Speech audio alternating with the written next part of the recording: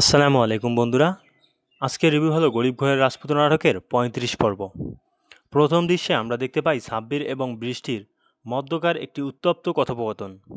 বৃষ্টি অনিকের জমি ফেরত দেওয়ার জন্য সাব্বিরকে অনুরোধ কিংবা এক প্রকার চাপ প্রয়োগ করছে, কিন্তু সাব্বিরের ভাষ্যমতে ওমর জাফর এই সিদ্ধান্তের সাথে একমত হবে না এবং তার সাথে ডিল বজায় রাখাটা আমাদের জন্য জরুরি।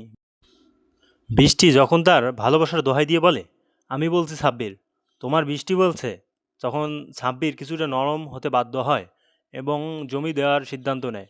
ট্যুরিস্ট সাব্বির বৃষ্টির কথা রাখলেও ওমর জাফরের সাথে তাদের ডিল নষ্ট হওয়ার পর গল্প কোনো দিকে মোড় নেবে, সেটাই এখন দেখার বিষয়। পরের দৃশ্যে গল্পে আসে এক নতুন মোড়। হেডফোন কানে এক যুবককে দেখা যাচ্ছে পিস্তল হাতে শুটিং প্র্যাকটিস করতে। প্রথম দিকে লক্ষ্যভ্রষ্ট হলেও চশমা পরা একজন বয়স্ক ব্যক্তি, সম্ভবত তার মেন্টর বা গুরু, তাকে নিখুঁতভাবে নিশানা করার কৌশল দেখিয়ে দেন।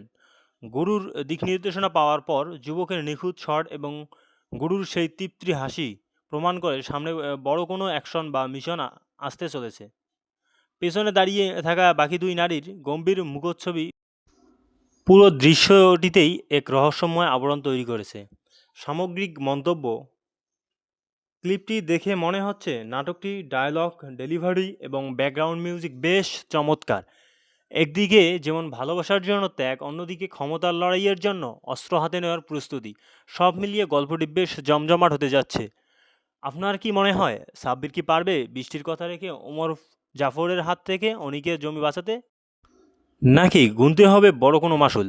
আপনারা কমেন্ট করে আপনাদের মতামত জানান এবং পুরো নাটকটি দেখতে চোখ রাখুন পরের পর্বতে। আমাদের নাটক রিভিউ আপনাদের কেমন লাগে? যদি ভালো লাগে তাহলে চ্যানেলটিকে সাবস্ক্রাইব করবেন, পাশে থাকবেন, সাথে থাকা বেল আইকনটিতে ক্লিক করবেন।